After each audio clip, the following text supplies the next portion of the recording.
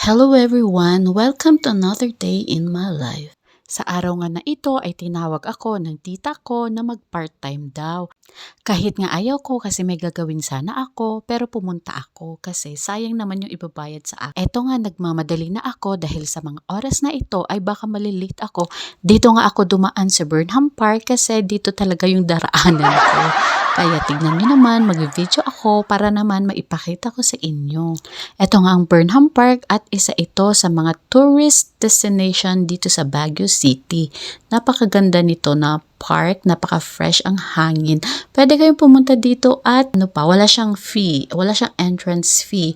Ayun, may parking area dito, may pwedeng pag-boat-an pero yung boating area is sarado pa kasi inaayos siya.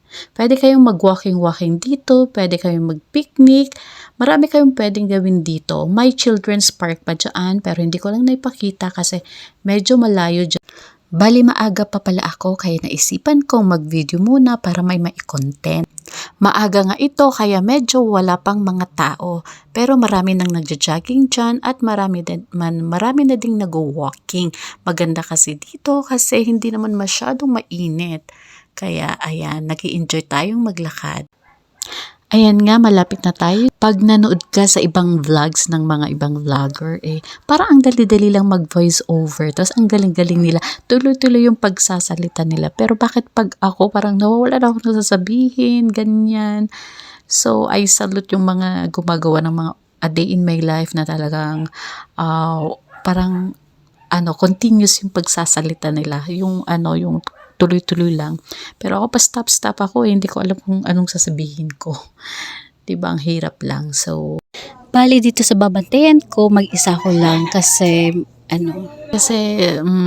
noon malakas pa ang okay dito sa Baguio. Pero ngayon kasi medyo mahina na kaya minsan isa lang or dalawa ang magbabantay sa isang pwesto. Dati hindi kaya kasi masyadong maraming tao na namimili talaga. Pero ngayon is walang katao-tao na dito. Lalo na dito sa Bayanihan. Dito dati yung pwesto ko, malakas siya. Pero ngayon wala, mahina. At na-stop na nga kasi pina-renovate. At ayan, fast forward na nga, uwian na. Uwian na guys. Ang bilis lang ng oras, 'di ba? So, ayan, pauwi na ako pero kailangan kong bumili ng pasalubong ni Bunso. Bili ako ng tokiyaki guys para pasalubong ni Bunso kasi gustong-gusto niya ito. Alam niyo ba yung anak ko hindi naman siya masyadong mahilig sa pagkain. Slight lang, konti lang. Minsan, nakakadami siya. Alam mo ba yung 5 pieces na tokiyaki, kayang-kaya niyang ubusin yan. Mas madami pa nga siyang kinakain kaysa sa amin Pero natutuwa ako guys kasi hindi siya mahirap pakainin pwede siyang kumain ng gulay, ganyan. Gusto naman niya, basta lang sabihin mo na kakain siya, ganyan.